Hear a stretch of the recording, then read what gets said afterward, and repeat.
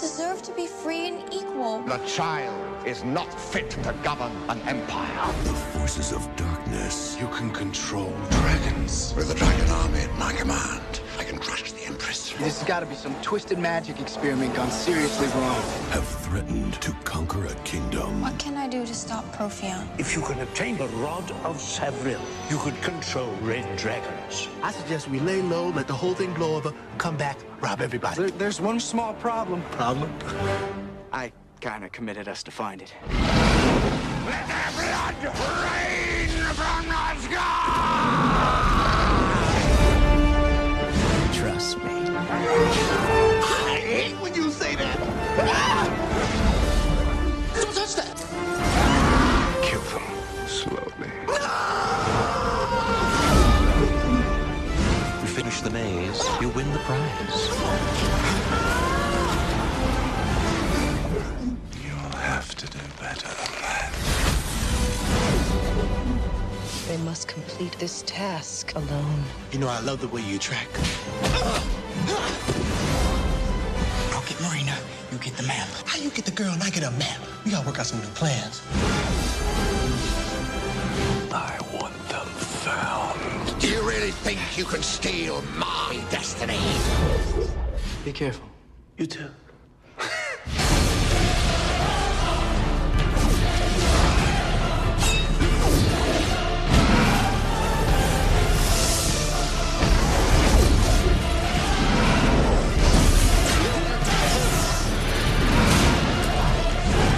Now is your time to die.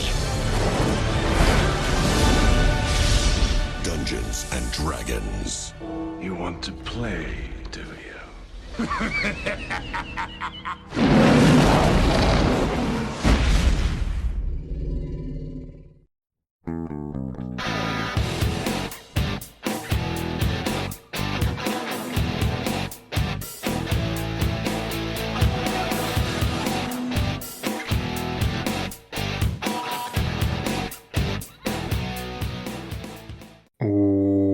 Welcome to They Call This a Movie, testing the strength of friendships one terrible movie at a time. Subscribe to the podcast on iTunes and other podcast services by searching They Call This a Movie, and find us on Twitter and Instagram at TicTamPod. That's TCTAM Pod. Welcome back to They Call This a Movie. This is Anthony Delvecchio. With me as always is Dan Aquino and Mark Myers. Say hello, gentlemen. Hello, friends. Hello, everyone. I don't know how long this is going to get us into the episode, but I just can't believe, to be honest, that we're so close to the end of the summer here. It just feels like yesterday that you're starting out in June, and with all these ideas of how great the summer's going to be and all that, and then you realize when you're at our age and what we do, that it just sort of just goes, and the next thing you know, it's September. And I guess fortunately for us, we really enjoy October, so it just gets us closer to that date. But the main reason I'm bringing this up is because during the last couple days, I've been starting to do whatever plans we're doing for when we do the Extra Life to raise money for the Children's Hospital, and just realizing that it's getting closer and closer to that, and that we need, I at least need to figure out what we're doing. And then it made me kind of happy / sad that September's a couple weeks away. But yeah, that's just been on my mind since the weekend. But it's just crazy. Yeah, well, Mark, when you get to be our age, you miss every summer. Yes, thank you. Yeah, it's gone fast. My uncle, when we were growing up, used to always say, 4th of July is the end of the summer. Because as soon as it happens, it's September before you know it. And as the older I get, the more true that statement is. But I'm looking forward to the end of the summer just because my wife is currently pregnant and we're both over that fact. I was going to say, I think the thing that made it go faster is my wife being pregnant for you. So yes, I've been pregnant the entire time. Surprise! It's rough, isn't it? It's tough, man. It's just that I'm more in tune with the passage of time, just because Dan will post at all the milestone months and weeks for his son, and then I get to without being the parent, get to have the same reaction when it pops up and goes, "Holy Christ, it's been 4 months." Mark's talking about stolen valor. Sort of thing. Just living vicariously through my son. Yeah. I mean, I've done it for 17 years with my sister, so. But yeah, it's just like I've been more in tune with how long it's been since things, just because of those updates there. But it's just wild. I was trying to explain it to my youngest niece, who had the first, "Oh my God, school's coming up" panic attack of the weekend, and then asked why. I had the same conversation where she asked, like, "Why does the summer go so quick?" And I'm like, "Oh man, it's just beginning for you if this is the first time you're noticing that." But I think it's the combination of everything that happened, being from afar, like, Aunt getting closer to having the kid, and seeing Tom and Jen, kid get older, and you're like, shit, the year's almost 2/3 of the way over. But yeah, it makes me excited because I know you guys love horror movies, and I'm speaking to both Aunt Dan and the audience. But I also like discovering movies I never would have watched outside of this podcast, and that's why I love October. Gotcha. Well, the TLDR of that was, the years start coming and they don't stop coming. Wise poets once said that. Yes. R.I.P., right? Yes. No? I think so.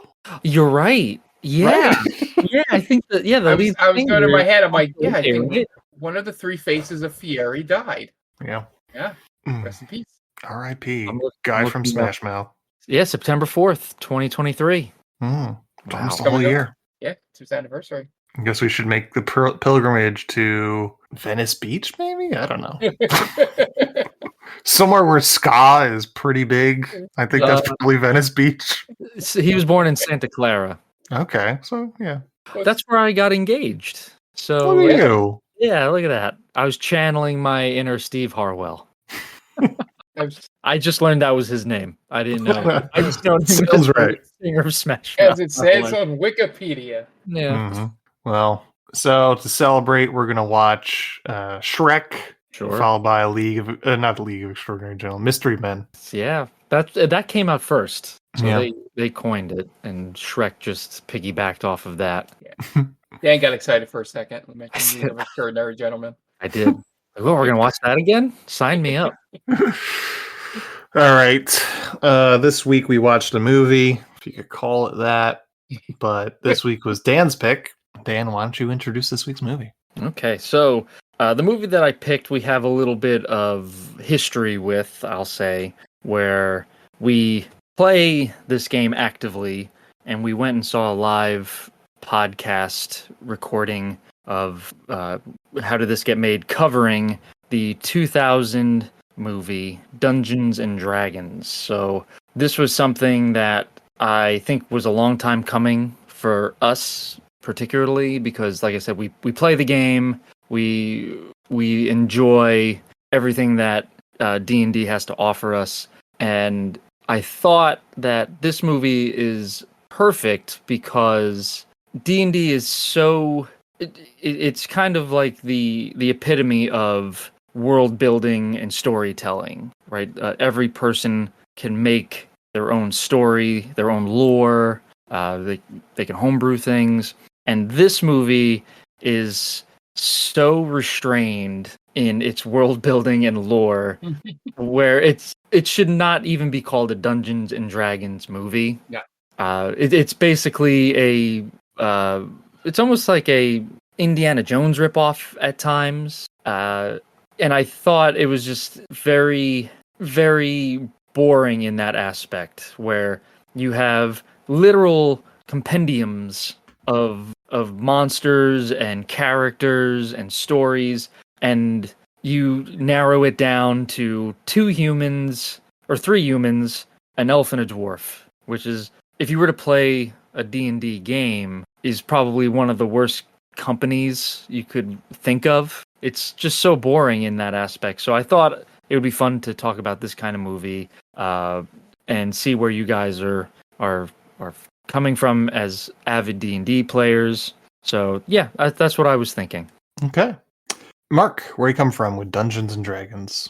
Yeah, so just jumping off the one thought Dan had, the only thing really in this movie outside of the titular dragons that appear in this movie, and the one or two dungeons you go into, the only thing that it resembled any kind of D&D game that we've played is just the fact of having like names of towns and locations, which I think are all part of like whatever edition of D&D was out at the time of this. And they didn't even go deep into the lore of any of that. It was just like a lot of, just saying the name to like make, I guess, quote unquote, the nerds think that they knew what they were talking about. But essentially it was just a typical high fantasy political story that sort of mixed a lot of tropes from that didn't really have much to do with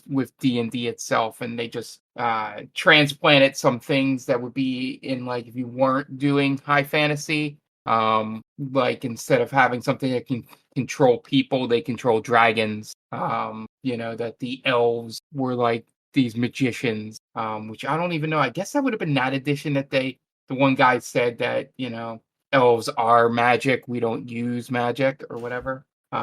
Which I don't think is in 5e.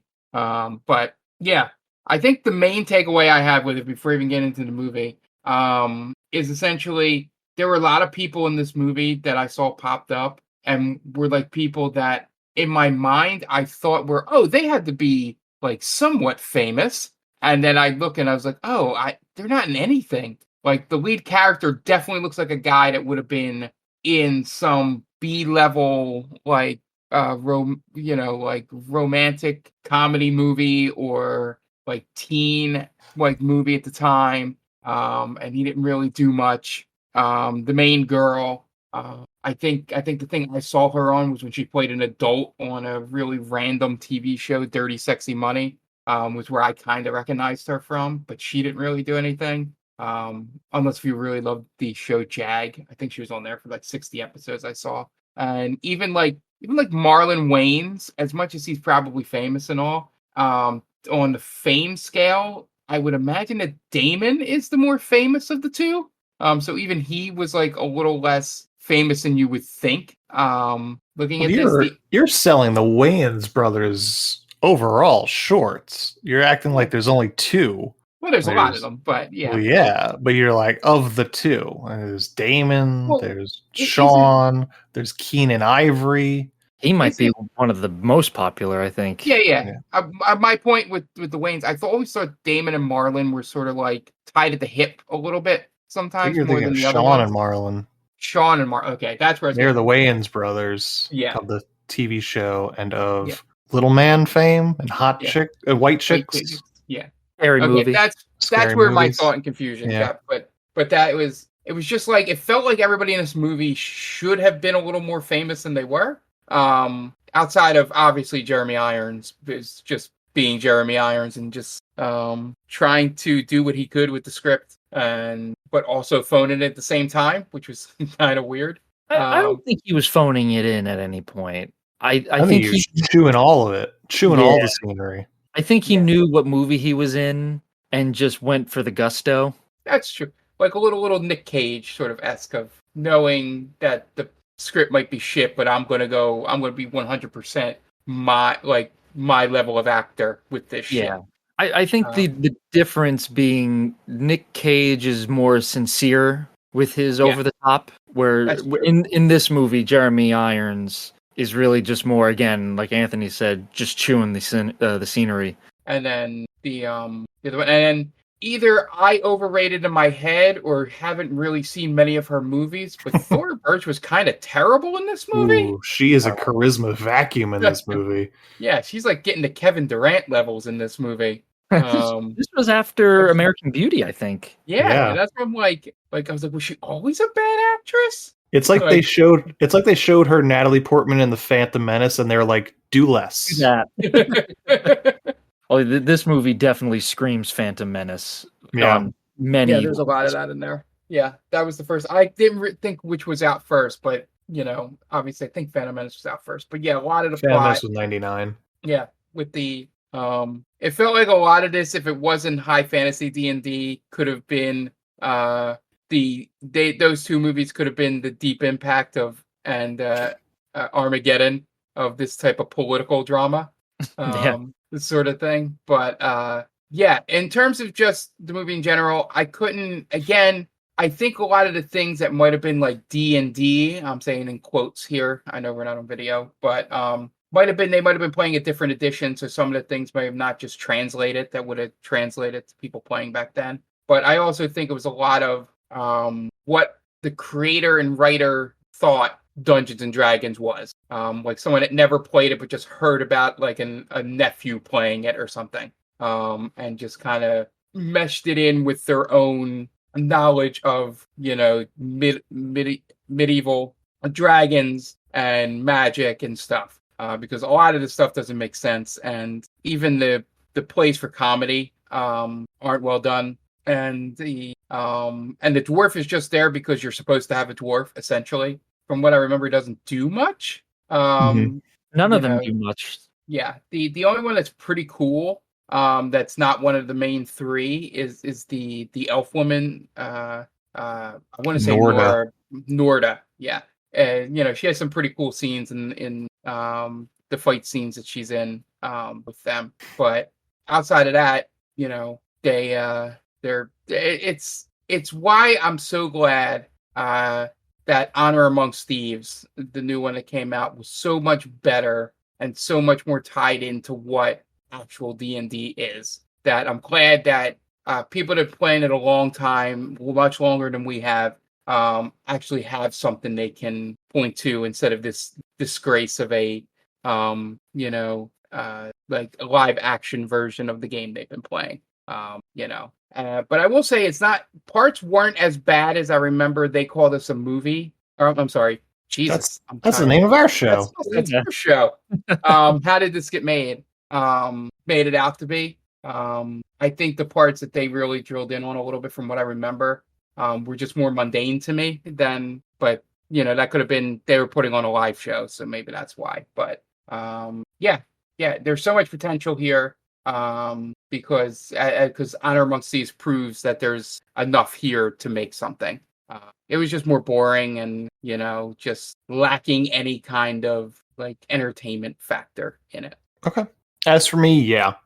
We went to see How Did This Get Made. I didn't bother to watch this one before we went to go see that. And I didn't come away from that show learning anything about this movie, really.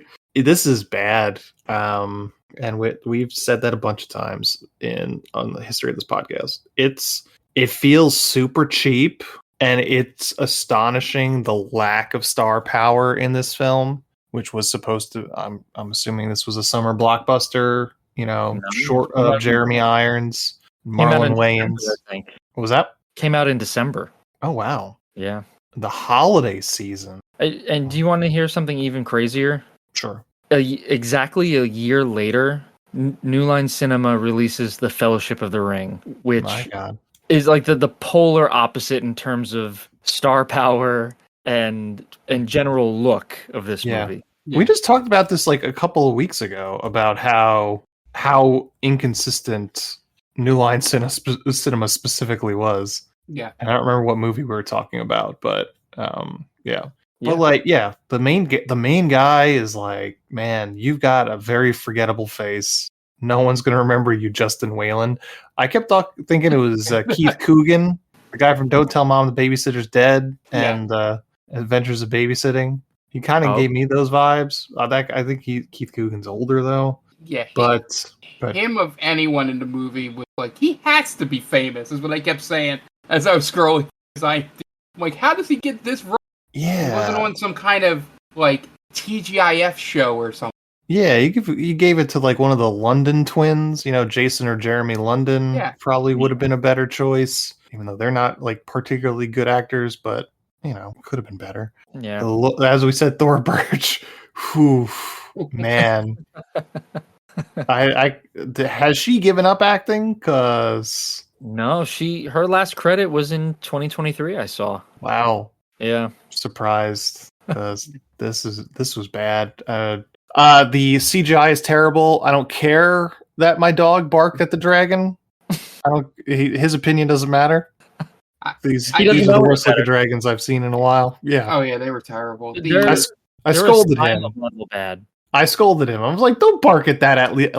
Acting like that looks real. Stop it! You're embarrassing yourself." Yeah, the worst CGI was the whatever that creature was that was attacking Thora Birch at the end. Oh my god! It didn't even look like it was connected to her when it was supposed to be like on her back. And it's up and down the movie. Like, you're talking about the dragon. You're talking about the beholder.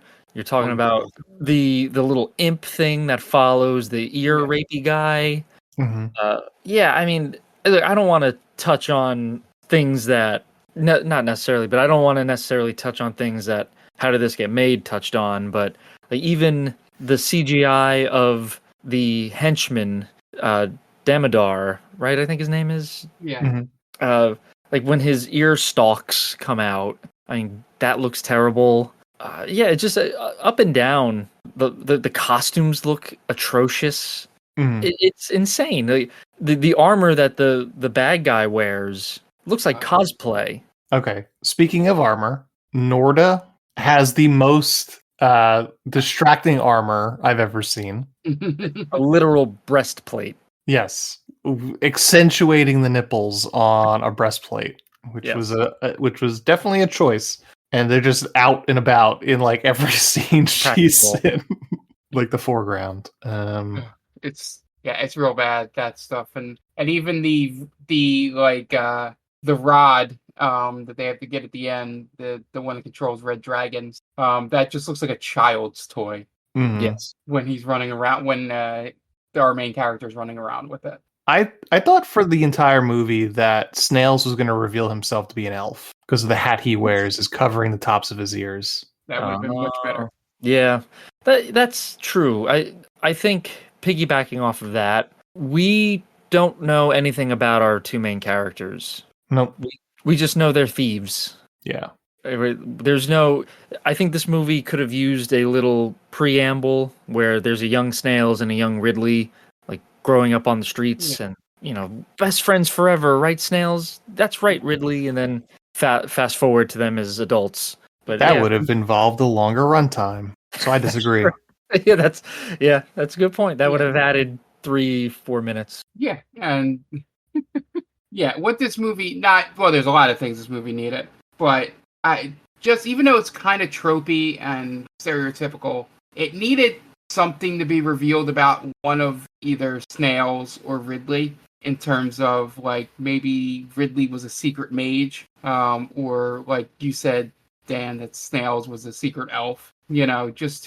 Because without that reveal, it's like, they're just regular common thieves, and then all of a sudden, he's being chosen to go get this rod through that force wall, which I don't even know if that's like a possible spell, that only one person can go through it. Yeah, he should have, like, he's the chosen one. Give us that at least, Yeah, something like that. He has the mark of the elder god. Who knows? You know. And you could have been playing the whole equality thing up by saying, even at the end, he's like the champion that's supposed to go off and marry, the Empress, but he chooses Marina instead. Yeah, give us like a little Aladdin ending in a way. Yeah, sort of thing there. But it's just, it was. I just keep coming back to the thing in my head that it just felt like somebody hearing it, like hearing what D&D was third or fourth hand. Yeah. And then just making a movie. Yeah. I feel like this movie got its lunch eaten 3 years prior by the made-for-TV miniseries Merlin. Oh, I remember Merlin. Yeah, and it's got, I'm looking at the cast: Sam Neill, Helen Bonham Carter, Rutger Hauer, James Earl Jones, Miranda Richardson, Isabella Rossellini, Martin Short, Lena Headey. Wow. This is a stacked cast on a TV movie produced by the Hallmark Company. Ooh, damn. And even some of those. That's not a good look. Yeah, because this movie doesn't look markedly better. No, not at all. If you were to tell me this movie was a made-for-TV movie, I would believe you. Yeah, it feels it. Yes. I mean, hell, we didn't even have to watch it kind of illegally. This was literally free on the YouTube channel. Right. On YouTube. So there's ads, yeah, of course. But yeah, it's not even like one of those somebody uploaded it onto their YouTube channel. Yeah. This was YouTube presented. It was like, nobody's gonna pay for this fucking movie. Here, let's just make some money off the ads. That's odd. So I'm looking at Marlon Wayne's his IMDb. So I thought he was just coming off of Requiem for a Dream. So I think that's which is this, right? 2001, maybe? Yeah. In 2000, he had 3 movies: Requiem for a Dream, Scary Movie, and Dungeons and Dragons. Apparently, all 3 of those came out in 2000. So he was a very sought after individual. Yeah. 3 completely different movies. Very completely different. It's odd because Requiem for a Dream, he's pretty good in it. Yeah. And Scary Movie, that brought back the what's the parody? The parody movie, and then a huge stinker with D&D. Yeah. I wonder if going into it, like when he first signed the contracts and all, if he thought that the D&D movie was going to be like the big one, and the other ones are like his passion projects. Yeah. Oh, this movie with Jeremy Irons. Right, like this is real acting. Yeah. But also Requiem for a Dream is that's such heavy subject matter, right? Yeah. Oh yeah, that's why I said that was him wanting to do that independent movie thing that was, I guess, technically dying out at that point from when it like reemerged in the mid to late 90s. It's funny that's 2000. For some reason, I always put that and Donnie Darko together. Maybe because I saw them at the same time that I thought, they were, released in the same year. But it's just weird. It's like those people you read off those characters in Merlin, and that very much felt like the unknown / young actors in that movie, they hit on perfectly. And in this movie, the bets they made on the young actors failed miserably. Yeah. Can we also talk about the ending? How... Oh, sure. I'm not saying I side with Jeremy Irons and the other mages. However, Thora Birch goes Daenerys Targaryen on her own city with her green dragons. Is that what happens? Did you not watch the ending? No, I did, but I looked down and I looked back up, and all of a sudden there were dragons attacking. I was like, where did the dragons come from? What did I miss? Before Jeremy Irons gains control over the Red Dragons, the Red Dragons aren't there, and him and the mages are forced to fend off the army of green dragons, which Thora Birch is controlling. Yeah. She sicks her green dragon army on the council. It should have been the opposite way. Yeah.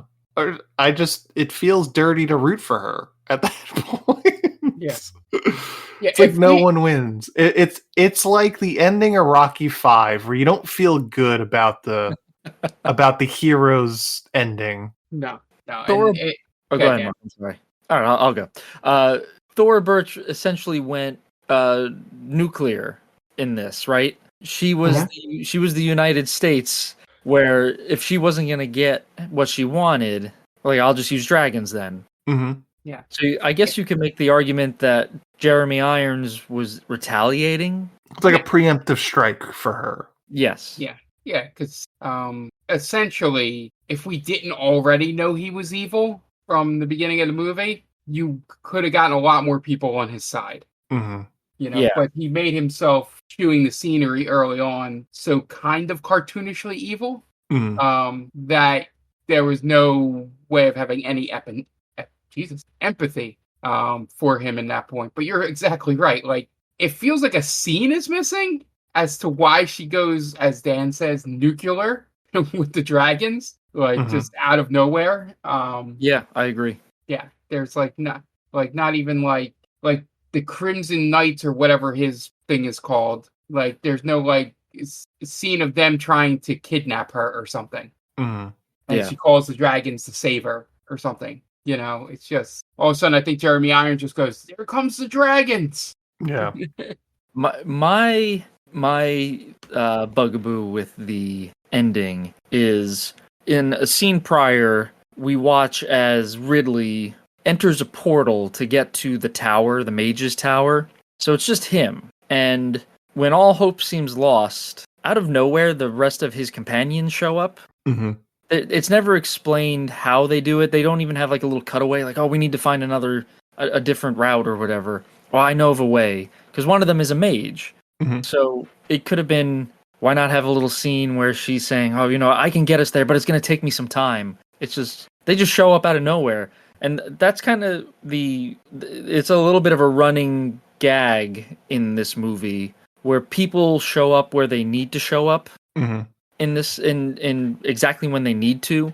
And I wonder if it was just lack of, like, maybe they didn't have it fully fleshed out in the script, or they just, like, they didn't care. Like, oh, it's magical. People just show up wherever they're supposed to be. But it takes a lot out of the movie for me if we could just have those scenes where it's explained just a little bit. That's all I need. I don't need this whole big scene. It's just like, oh, I can get us there, but it'll take some time. Like, they send Ridley and Marina they get sucked into the map. We have no clue what happens in that scene. Yep, that's a weird one. Yeah, but that's where they need to be. So we'll just say that they were there, and then they magically reappear. So I don't know. I think it was a lot of laziness, or like Mark said, this guy doesn't. The person who wrote the movie, directed the movie, wasn't really sure what they were getting themselves into. So, Dungeons & Dragons from 2000 was directed by Courtney Solomon, who only directed 2 other movies, An American Haunting and Getaway. Stars Justin Whalen, Jeremy Irons, Zoe McClellan, Bruce Payne, Marlon Wayans, Robert Maiano, Thora Birch, Lee Arenberg, Edward Jewissbury, and Richard O'Brien. IMDb score of 3.6, Rotten Tomatoes score of 9%. Budget $45 million. Box office $15 million domestic, $33 worldwide. Not great. Richard O'Brien from Rocky Horror Picture Show showing up. Yeah, he's the head of the Thieves Guild, right? Yep. Is that what they are, Thieves Guild? Yeah. Yeah. That's another scene I want to talk about, I guess when we get there, but that killer maze that he has to go through, which is only like 2 rooms. Yeah. No one has ever completed it before. It's very State Fair. Oh, that's a good way to put it. You know what? It's more county fair. Yeah. It's like it's basically an escape room. Yeah. Yeah, I love that the final puzzle solving is just destroying the timer. Yeah, that's what I was like, that can't be it, right? That has to be a better way. The room prior to it was a literal puzzle. Yeah. A la Indiana Jones. Yeah. But yeah, that's the epitome of this movie. It's just mediocre. If I had to describe this movie, everything is mediocre about it. Mm-hmm. You guys want to get into the plot? Let's do it. Yeah. All right. Dan, what you got for us? Okay, guys, you know the deal by now. We have a couple friends that we would like for you to go follow. Check them out. Leave them some awesome reviews. The first being the Top 10 with Tia. If you listen to this podcast for a while, we've had Tia on plenty of times. She's a lot of fun. With her co-host Brittany, where they run down their top 10 lists of the week. If you go to geekvibesnation.com, search the Top 10 with Tia, it'll pop right up. And last but not least, our very own Mark Myers has his own podcast called the Game Vault Podcast. It is a bi-weekly podcast where he talks about video game news, games that he's playing, games that he thinks you should check out, and just a lot of fun video game topics. So that's available on any podcast platform of your choice. He's also on all socials at Game Vault Pod, and he also streams on Twitch at Game Vault Pod. So go follow him there. Go follow him on all the socials. Leave a nice review. Give him 5 stars or whatever is the equivalent of that. And yeah, go check him out. Okay, great. And we're going to take a quick break, and you guys are going to listen to messages from friends of the podcast. So we will be right back. And welcome back. Now it's time to get into the plot for Dungeons & Dragons. We open on a VO telling us about the Empire of Izmir, which is ruled by powerful mages, while the commoners without magical abilities are treated like slaves. The Empress Savina wants all to be free, but there's an evil mage named Profion that has other intentions. I think that's word for word. We then get sweeping camera move through some CG environments that looks like shit, and then into the sewer system that looks even more like shit, where we see guys in black robes just hanging out, pulling on ropes and turning things that some sort of astrolabes can spin. And then Jeremy Irons comes up and starts chewing the scenery before he even opens his mouth. Real quick. Yeah.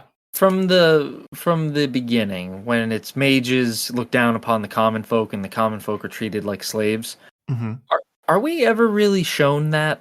No. Right? Yeah, people are just kind of living their lives. Yeah. Yeah, okay. I was just curious if I missed something, but so already the movie is off to a bad start. This feels like it's a thing where they realize that it's not coming through, so they had to add the VO in post after the fact.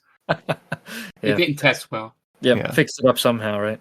Yeah, we're getting a lot of notes about people are confused about what's going on between the mages and the common people. I think it makes more sense if you just have it that the common people are just jealous of the mages. Like almost like an X-Men type of plot. So this comes back to the fucking X-Men with you. I realized halfway through saying that sentence, like I do talk about this a lot, but it rings true. God damn it! It's an age-old tale, all right, about discrimination. So it fucking fits. He does some sort of magic at this spinning gyroscope, and then it stops to reveal some sort of scepter with a glowing green rock inside it. I don't even remember what this thing is supposed to do. He's got a right-hand man that has baby blue lipstick on. Then he orders his men to release a really crappy-looking dragon from its prison cell, and it promptly sets someone on fire. Profion uses the scepter to control the dragon, and he says that if he could control a dragon army, then he could take control of the empire. And the dragon doesn't listen to him, so he's forced to kill it by closing a giant door on it. Because that's how you kill all dragons. Yep, just faulty doors. The blood of the dragon then drips down into the water and catches fire, then spreads out into the river. So this is Ohio. We then meet our heroes, Ridley and Snails. Snails being played by Marlon Wayans in full token mode. Yeah. Ridley has something against the mages and then decides it's a good idea to sneak into the magic school and steal some shit. I love how Snails is also the voice of reason a lot in this movie. He's like, why don't we just rob a lower floor? What are we doing? Like, it's going to be so hard to escape. One of my favorite things is how they refer to anything like that has to do with magic, like the magic school. Yeah. It sounds like a PBS cartoon. Very much, again, it was somebody that heard about D&D. Right. Like, you're saying there's different schools of magic, so we'll just call it the magic school. Meanwhile, there's a mage council meeting where Profion tries to convince the council to vote to remove the power of the scepter from the hands of the Empress in order to squash any potential revolution thanks to her progressive ideas. The council agrees. Savina, the Empress, speaks with one of her advisors about Profion's plans, and the advisor says that she should outsmart him by using a magic item that can red dragons and use it against Profion. But Profion has a spy creature overhearing it, so he then sends Blue Lipstick to talk some sense into the advisor and get the magic item from him. It was such a choice. That was the only character that didn't look like what you would like a child would say a fantasy character would look like. Mm-hmm. Like the dwarves and the elves all look like how a kid would draw them. But this guy with blue lips, I'm like, okay. I wanted him to be the secret bad guy by the end of the movie. Again, I think from top to bottom, everyone looks ridiculous in this movie. Mm-hmm. Their costumes, the dwarf looks ridiculous. He carries clearly an axe that looks like it came from Spirit of Halloween. Ridley and Snails look like they're just in regular clothing. Mm-hmm. It's amateur hour in this movie. Yeah. I'll also say this is a super deep reference you guys aren't going to get, but Blue Lipstick reminds me of an episode of Friends in where they uncover a Japanese commercial that Joey stars in where it's men's lipstick and it's like this color blue. Ridley and Snails climb the walls of the magic school and sneak in, ready to steal what they can. Meanwhile, the advisor is in the library trying to find a scroll with the help of the librarian Marina. Ridley and Snails then make as much noise as possible as they try and steal stuff. So Marina catches them, then uses magic to tie them up. But then she hears a noise from the other room and sees blue lipstick threatening the advisor with the rest of the Crimson Guard. So the advisor uses magic to get to the scroll into Marina's hands and then is executed. Marina uses magic to knock the guards down, then creates a portal, which she and Ridley and Snails jump through and wind up on the streets of the city. The guards follow them through the portal, and they wind up running into a dwarf that is sleeping in trash in the pile on a street. He wakes up, and one of the guards knocks his helmet off with an arrow, so he walks up to Blue Lipstick and sweeps his legs out from under him. Then they escape through a hole in the wall, with the group following him. By the daytime, the group hides among the crowds, Ridley and Snails convincing Marina that she has no choice but to team up with them because she's now an accomplice. Profion, meanwhile, is reprimanding Blue Lipstick for letting the girl get away and magically puts some sort of RFK brainworm in his head. In a tavern, the dwarf eats a ton while Ridley and Marina argue about the fate of the Empire and who benefits from the existence of the Empire. Marina then tries to look at an ancient map. Ridley grabs it from her and says a few magic words that he remembers his dad saying, and then winds up getting sucked into the map. Again, just exposition for exposition's sake. Like, oh, yeah, my dad knew this stuff. Well, maybe have shown us that instead of him just magically knowing it. Yeah, I would take either that, Dan, or this is when you reveal that like his family is some ancient like mage family. Yeah, give us something. Why would a common thief, why would he know this? Yeah. Why would his dad know it? Yeah, like when he gets sucked into the map, like the next scene they have together, maybe she goes, "What's your last name?" Or something like that. Yeah, it's like if my dad knew the secrets to Roswell, there'd be no reason for it, and like all of a sudden, I just know the codes to get in. Yeah. So Marina grabs the map and does the same, leaving the dwarf and Snails behind to wait for them. Snails then sees a female elf and goes up to her to try and spit some game at her. Then Blue Lipstick shows up with the guards, and fight breaks out as Snails and the dwarf sneak out. They get to a safe place, and Snails somehow says magic words to make Marina and Ridley come out of the map. And they are mid-argument about the fact that the rod they are looking for was the reason for the Great War. Would have been a great scene to have watched, but again, I don't want an increase to the runtime either. So I'm at a loss. Yeah, you could have just replaced things that weren't useful with things that would have been useful and kept the same runtime. It is weird we don't follow them. Yeah, it's just very strange. Yeah, someone ran out of money. It's got to be the reason. Right, that's an important scene that we missed. Yeah. Ridley breaks the news to Snails that Ridley has already agreed to help Marina find it. He convinces Snails by telling him about a giant ruby that they'll get. Turns out that following them is that elf girl from the bar with a sinister look on her face. The next day, Ridley and Snails head to a market and try and find some guy named Xylus. They approach some purple guy with 3 eyes, but he brushes them off. But they follow him with the expectations he will lead them to the guild. They wind up walking down some steps into another part of the market, where they are then surprised by the purple guy and forcibly taken to the back room where they meet Xylus, Richard O'Brien from Rocky Horror Picture Show. Now, don't you think it would have been more interesting if Ridley and Snails had some sort of history with this weird-looking purple guy? Or just history with Xylus. Yeah, right? They're all thieves. Yeah. That's the perfect in. Like, we used to be part of the Thieves Guild, but they kicked us out because we didn't do what they wanted them to do. Like, they were a little bit too nasty for us. Mm-hmm. But no, it's just they just need to. They're where they are at all times. We need to go here to get this thing, to go to another place to get this thing. Mm-mm. He tells them that he'll give them the Eye of the Dragon if Ridley can navigate the maze, obtain the ruby at the end of it. So Crowd watches as Ridley navigates a bunch of traps and puzzles until he manages to retrieve the ruby.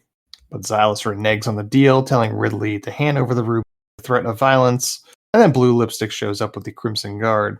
And Ridley threatens to burn the map that they're looking for if they don't let him go. So Blue Lipstick tells his men to stand down, but Xylus motions for his men to jump the Crimson Guard, which causes an all-out fight. The map is dropped in the melee, and Blue Lipstick manages to take Marina hostage, and she tries to retrieve it off the ground. Ridley tries to chase after Blue Lipstick, but loses him. And as they try and regroup, the elf lady and her band of hooded elves surprise the group and hold them hostage. She's wearing armor with a very specific focus on her nipples. They are looking for Marina, and Ridley tells her that she was taken hostage by Blue Lipstick. who is looking to get the rod for Profion. And the elf woman reveals that she is part of the Emperor's guards.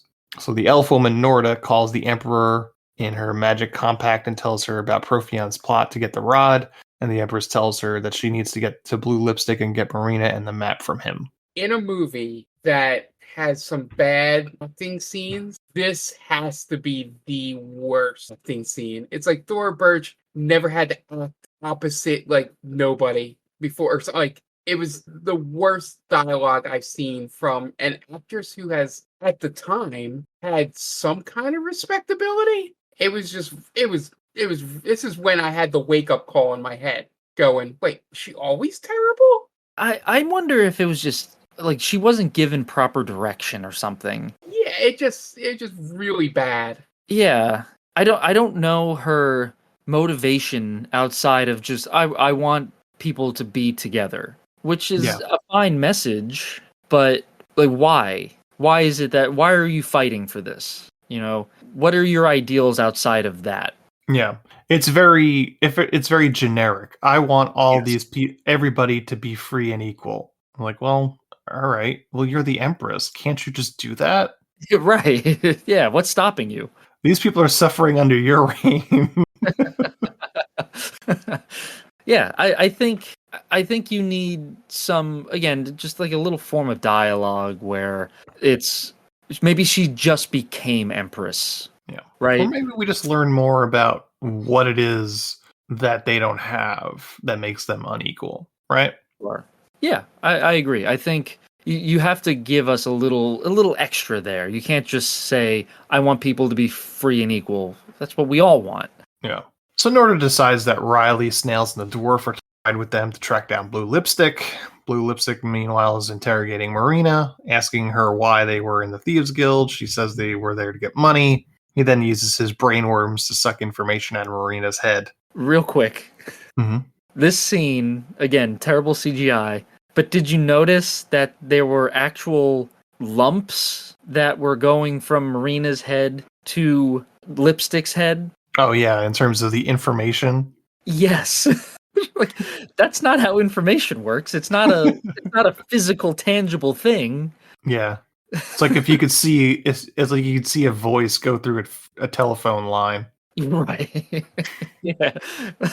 Like, I get they had to convey that he was sucking something out of her, but the entire time I was just thinking, why couldn't this have just been he has this power to just like, if he almost like a Vulcan mind meld where he touches you and there's like a quick zoom in of the person who is the knowledge is being extracted from, and it's like all the like you do just real quick and then bam, oh, that's all the information that I needed. Yeah.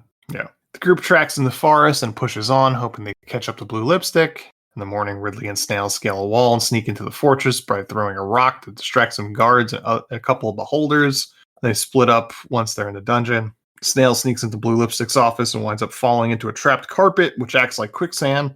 Blue Lipstick shows up and pulls him out before he drowns. Meanwhile, Ridley goes into the dungeon and finds Marina. Snails and Blue Lipstick fight, with Snails getting away by getting Blue Lipstick with an ankle knife. Meanwhile, Ridley and Marina have to fight off some guards as well.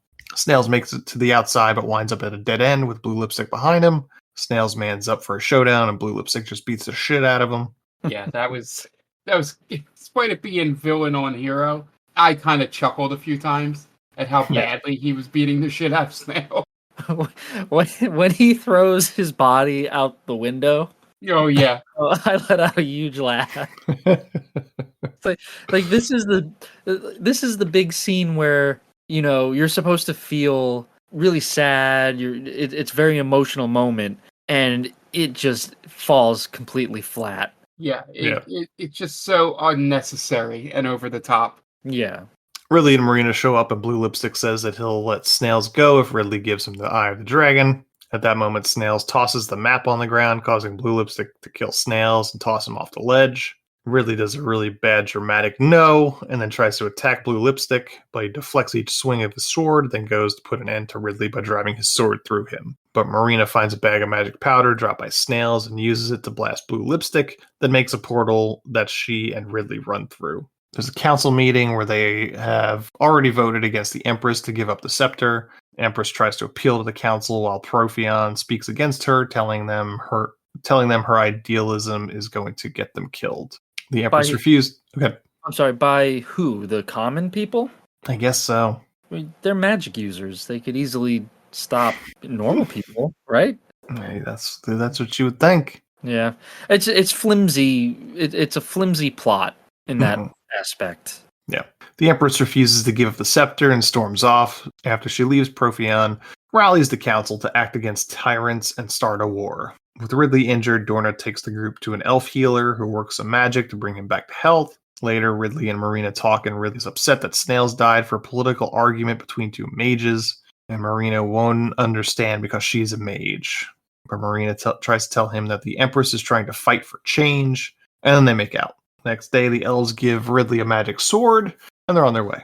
They get to a cave. Okay. Yeah, this one doesn't look like it's from Spirit Halloween. It's slightly better. Slightly better. It's a +1. This is a party city. A +1. They get to a cave that has a magic force field at the entrance, and winds up coming across a treasure room, and he finds a talking skeleton of Seville, the man that created the rod. He says that he's doomed to this purgatory and the rod is cursed and will unleash terrible evil unless the spell is broken. For all the plot points of this about finding the map, finding the eye of the dragon, I don't know if I fully understood where were we going each time. I didn't realize that we were going to wind up with a skeleton of a guy named Seville that created the rod. Didn't realize that, I had no reason to believe that was going to happen. Yeah, because it's not laid out for us. Yeah. No one is saying that, oh, there's like trials and tribulations that you have to go through to get this. Mm-hmm. It's just go here, now go here, and then go here. Yeah. Because, I also don't know why Blue Lipstick, just murdered Marlon Wayans after he drops the map. Hey, give me the eye of the dragon. Drops the map. Dead. Right. I didn't really understand that exchange of moments. Well, I guess because he's evil? But, yeah. I guess, yeah. It's not like it's not like he got the eye of the dragon at that moment. You would have thought. No. Yeah, and he also... Snails, when he throws the map, he throws it maybe a foot away from them. So it's not as if he manages to make it disappear or something, or he destroys it. It's up for grabs at that point. Right. He Lipstick could have just pushed him out of the way and picked it up, and then oh, okay, I got it. Bye, guys. So long, suckers. Yeah, that's how that should have ended, really. Meanwhile, Blue Lipstick arrives outside and captures the companions. When Ridley comes out, Blue Lipstick requests that rod in exchange for his companions. Ridley gives the rod to him, who orders the execution of Ridley and his companions. Then turns to leave to complete his mission. Nordis stabs her guards with hidden knives, frees Marina and the dwarf. They all follow Ridley to the capital city of Sumdal. These are parts that are taken from the plot synopsis of Dungeons & Dragons on IMDb. So I didn't personally write companions several times in that last paragraph. That was somebody else. That's the best way to describe them, I guess.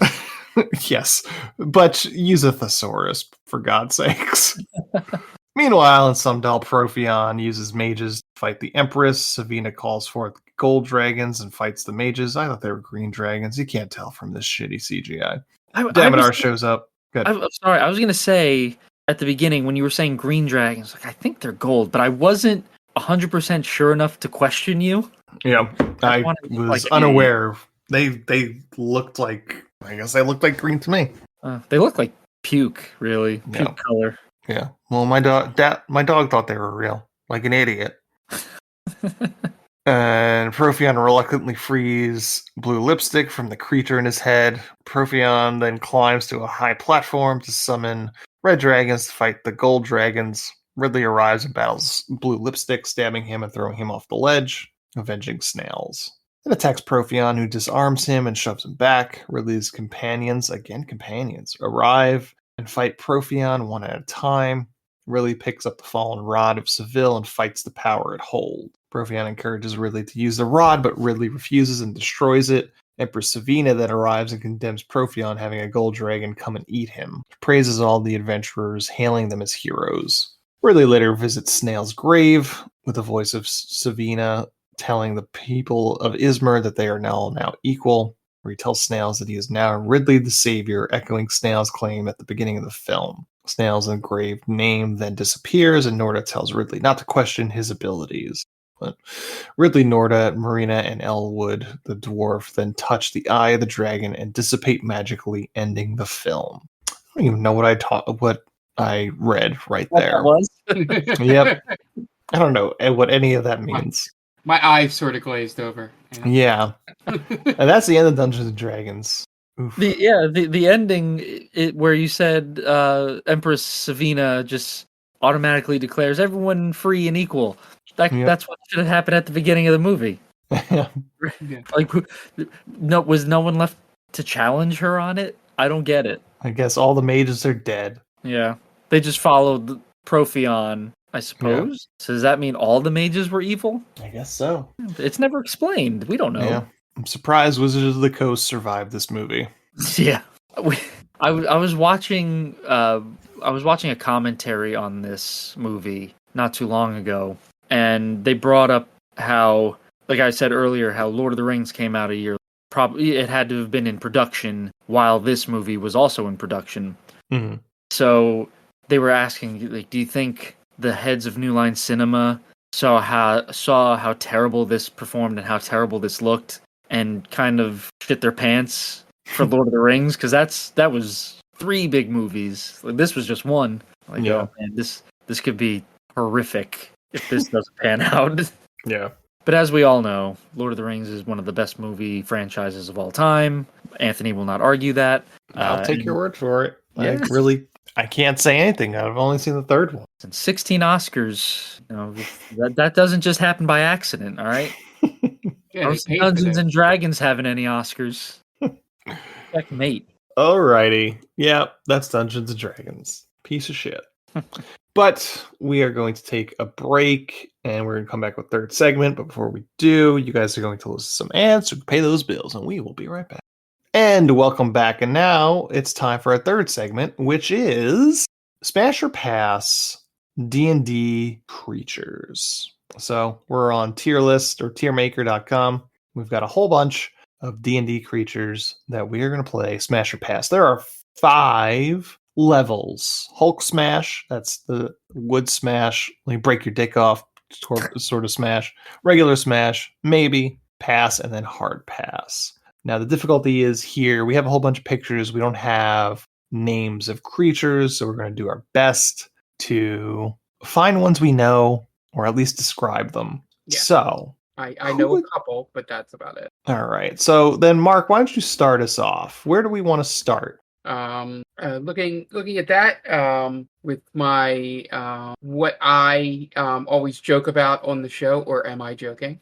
We will take the succubus, which is you got it, and put that in Smash. Okay, Smash, not Hulk Smash. Not Hulk Smash, because I don't want her to take over my mind. Okay, yeah. Right, that's I want to be conscious enough to pass my intelligence check. Okay. All right, Dan, what about you? Where do you want to go? Give me the gelatinous cube. Okay. As a Hulk Smash. That's just a fleshlight. That's fair. Yeah. That's fair. All right, where am I going to go? You know what? I'm going to go with the mimic here.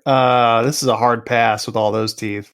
Yeah, very toothy. Yeah. You don't want that. No one wants that. Absolutely not. All right, Mark. We'll go with the I don't know the name of the character, but let's stay with the theme and put the Spider Woman in Smash. Okay. Right there. There you go. Oh, yeah. Smash. Smash. Smash. There you go. More step on me than Smash. Definitely. Sure. With all those legs, sure. 8 times, yes. Yeah. Now, you don't know what that kind of creature is? D&D Spider Woman is a Drider. Interesting. Yeah, I like the one that's on the right there, where she's actual woman form, but has the 8 legs coming out. Oh yeah, yeah. That's more palatable. That's more your speed. That's more my speed. Yeah, I could kind of get over that. All right. All right, Dan, where are you going? Oh man. Let's go with maybe for for the snake woman with the 6 arms. All right. Because Maybe. yeah, maybe because she has a snake body, but with all those hands, you could get a lot of work done. It's Marilith. Marilith, yeah, Marilith, maybe. I don't know if I could get over the sliminess of the snake body, Sure. but again, imagine what she could do with those hands. It's true. All right.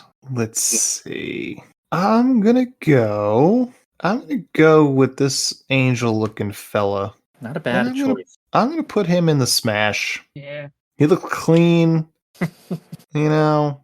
Sure. It's more than the others. Probably a Celestial or something like that. Maybe. Yeah, maybe Asimar. Yeah, I would agree. You know, at least he's gonna take care of you, right? He'll heal you if it gets a little too rough. A Solar. Yeah, that's a Solar. Type of yeah. There, godlike. Yeah, it is an angel. Yeah. There you go. Perfect. He's pretty handsome looking. Who doesn't want to get felt up by an angel? Mm-hmm. It's like that movie City Angels. You might be getting felt up by Nicolas Cage. Yeah. You mean touched by an angel? Touched by, or both. All right, Mark. Give me that at Owlbear in maybe, depending on how much I've had to drink. Oh man. All righty. So the only Hulk smash is the gelatinous cube. So far. All right. Dan, where you got? I got to fill up a pass here, a hard pass. So let's hard pass on the. Is this like an electrical being all the way to the left, right next to this dragon, this purple thing? I don't know. It looks electrical. Yeah, it would probably be more. Or maybe like a ghost. I was thinking more wraith. Maybe a wraith. Well, if that's the case, that's fine.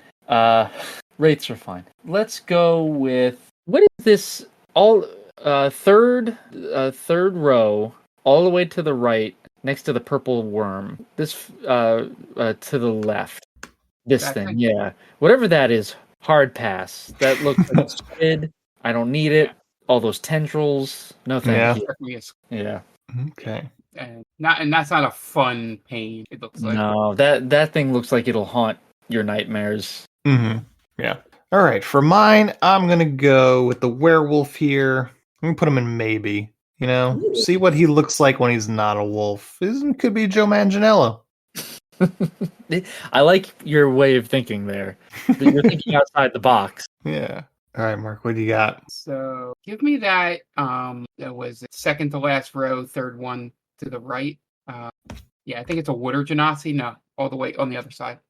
I guess it would be maybe, but the third from the right. Yeah, put her in hard smash. Hard smash. Yeah, there we go. For part of the same reasons Dan picked the gelatinous cube. Feel Water Genasi would be, have a certain feature that Water Genasi wouldn't have a hard time getting her wet, is what you're saying. Yeah. There you go. I'll let you take it, Dan. But is she cold water or maybe warm water? She can fluctuate the temp. Yeah. There you go. It depends on how good your game is. I guess so. All right, where are we going, Dan? All right, let's go. Let's go with the Mind Flayer all the way at the bottom. Yep. Let's go with the Mind Flayer because I know he's hideous, but he could read your mind and do exactly what you want him to do, kind of thing. Almost like a What Women Want kind of vibe. So is that Smash? Yeah, let's go with Smash. Smash. Yeah. Okay. What women? All right, let's see. Is this a Medusa? It looks like Probably. Ooh, that's a hard smash. Yeah, literally. Hulk smash. Just think of how hard you rock hard, literally. I like how in recent years Medusa has become like a sympathetic character now. Mm-hmm. Where it used to be, they were pure evil. Like, no, they have a troubled past, so we give them a little bit of the leeway. All right, let's do a few more. Mark, what do you got? Yeah, let's put that. I feel bad for him, but let's put that Faye character that's next to the Lich there, second row. Yeah, him. Put him in pass. I'm not 100% giving up on. But That looks that like has a name. Oh, Yeah, man, it's like a pan deity. Yeah. Yeah, Yeah, the goat half is what really throws you off. yeah. Right? It's kind of like yeah. This guy's packing though. He is. Yeah, it's sort of like it's the right half and half balance, like goat half human bottom. You want goat dick. But yeah, like I'm not completely throwing him out, but definitely it would be tough. Mm-hmm. Gotcha. All right, Dan, where you got? All right, give me that that like forest elemental next to the drow elf or the drow dwarf. So down one more row to the left, to the left, the green one. Yeah, give me that. To the left. This one? That one. Yeah, Okay. give me that. That's also going to be Hulk smash. Because that she's got curves in all the right places. All right. Hello, Yeah. legs. Hello, ladies. All right. Let's go. You know what? This is a vampire. That's a Hulk smash. Yeah, absolutely. Hulk smash. Vampires are sexy. Yep. Oh, yeah. Especially, it looks like that one is like a Count Dracula type. Mm-hmm. He's got money. You know it. Mm-hmm. Super suave. Yeah. Take you to all the right places. Yeah. I'm not using all my blood. It's fine. Yeah. He'll love you to the day. Well, you'll never die, but he'll love you forever, though. All right. Mark. Yeah. Let's put the magic carpet in hard pass because I feel like it would be the last sex I ever have. And it wouldn't be very fun because it'd be dry. That's a Hulk smash for JD Vance. Yeah. Magic carpet. He's like, give me that. And only that. All right, Dan. I can't top that. All right. We got to get another hard pass in here for me, I think. Give me this pathetic looking purple creature that's next to the double-headed Cyclops. Yeah, give me that. That's a fucking nerd if I've ever seen one. Look, you're saying all nerds are hard passes? Absolutely. Look at that thing. All right. I'm gonna take this is a golem. Yeah. That's a pass. Yeah. Yeah. He'll fuck you up, man. It'd probably be like fucking John Cena, just like very like an ice sculpture. Yeah, very. They only know one speed, and it's rough. Yeah. All right. Last round. Mark, what do you got? All right. Let's take that gold dragon, which is the fourth from the top, I believe. It would be gold. Well, that's gold. That's brass right there. That one. Put him in Smash. Very regal looking. Looks like he'd take care of me and be nice, and I wouldn't regret our time together. Okay. You gotta get a dragon in. Yeah. It is Dungeons and Dragons. Sure. Yeah. Dan, what about you? I see you hovering around that like muck thing. Oh, this is involuntary. I keep forgetting that I'm sharing my. Because I would have picked the muck, but then that's the same thing as the gelatinous cube, I think. Sure. So I'm gonna pass on that one. Give me. See now, like it looks like we have a mermaid here. Mermaid, that might be a good one to go with, but I want to think outside the box a little bit here. We have a lot of interesting creatures. I thought I saw a minotaur in there somewhere. A minotaur. A minotaur. Yeah, he's over. Oh no, that's the other thing. That's half man, half centaur. It's the one I saw. I could have sworn I saw something like that. Was I making things up? There it is. That thing. Yeah. Yeah. Is that a minotaur or a centaur? That's a minotaur. Minotaur. That's a smash. Smash. Smash for minotaur. That's a beefy boy who knows how to take charge. Mm-hmm. Keep himself in shape too. 100%. All right. For the last one, I'm going with this djinn or a genie, and I'm going to put maybe because is he going to count this as a wish? Because I don't want that. I don't want to waste a wish on fucking a genie. And also genies are very like literal. Yeah, trickster. He's going to take it too literal. Yeah. Yeah, I want to fuck you, and it's like okay, and he just like steals all your finances and leaves you like poor. Like I fucked you. Yeah, I don't want that. No, but if he's on the up and up, right, and then you get 2 more wishes. Well, no, I don't want him to count it as one of my wishes. Oh, okay. Aunt wants him to want. Yeah, exactly. Yeah. It shouldn't have to be a wish to bang me, is what you're Yeah, saying. he doesn't want to be compelled. Right. Right. Yeah. You should want to. Okay. I get that. Everyone wants that. I agree. Yeah, so none of us want to fuck the magic sword. I thought about No, that's a hard pass. My reasoning for the magic sword was going to be so I could kill myself before having to fuck anything else. That would be the only reason I would use the magic sword. Oh, is that a harpy? Oh, Yeah, harpy. we left the harpy on the board. Yeah. That could have been a good one. But then they claw your face, and then it gets real nasty. Yeah. A lich. Whole A bunch of dragon. dragons. Yeah. Zombie. Zombies. Don't want that. A Oh, tree. there's the wraith. Who wants next to the fuck a zombie. tree? Even me as a vegetarian. No, thank you. Some mummy, Exotic. centaur. Ooh, the bugbear would have been a pretty good one, because then you could cuddle with him after he's taking care of you. Nice Sure. and Good. soft. Giant sea turtle. Yeah, I don't want that. What the Hey. fuck is this thing? We fought one of these recently. Did we not? That stalactite or stalagmite creature at the Where? bottom to the left. This thing, yeah. The one-eyed stalagmite. With all the Oh, this thing. Yeah, that thing. I think we fought that recently. I think so too. Yeah. yeah, and Yeah. learned a fact that I never realized before, that a centaur has 2 rib cages. Nice. Oh, look at this guy. This cuddly tiger Yeah, guy. I know the name of that, but it's very famous. He's he can do illusion stuff. Mm.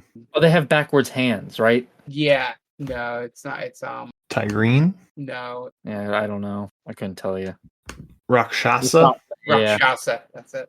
Yes. I think it's only stuck in my head from the Critical Role season 1, where they would do jazz hands to it, or at least Sam would. Rakshasa. Just every time to make Matt laugh. The one thing I learned about this from this tier system is there's a lot of unfuckable creatures Oh yeah. in D&D. This was really pushing it. Yeah, Bards. D&D. Bards have a It's hard like- time. They They do. got- It's D&D is the opposite of space fiction, space science fiction. You play Mass Effect 2, and all the alien races, for the most part, outside of 2 or 3, are all fuckable. They're just some weird version of humanoid. Mm-hmm. 3 boobs. Yeah. All right. Well, that is our list for D&D creatures. And that's going to be our episode this week. Check us out on our socials, TickTamPod on X, formerly known as Twitter, Instagram, and check us out on TikTok at They Call Us a Movie. And if you want to get in touch with us on email, send us a suggestion of movies to watch to let us know where we went wrong with our Smash or Pass list, or give us what your Smash or Pass list would be at ticktampod@gmail.com. If you have a second, go on to your favorite podcatcher choice, because a 5-star review helps us out a great deal. Also check us out on YouTube. They Call This Movie. Just look for us there. All right. That's it for this episode of Dungeons and Dragons. We're going to get out of here. The director of Dungeons and Dragons is Courtney Solomon. So for Dan Aquino and Mark Myers, this is Anthony Lavecchio telling Courtney Solomon, well, you certainly made a movie, didn't you? Thanks for listening to They Call This a Movie. Subscribe to us wherever you get your podcasts, and be sure to check us out on Twitter and Instagram at TickTamPod. That's TCTAM Pod. You can also check us out on TikTok at They Call This a Movie.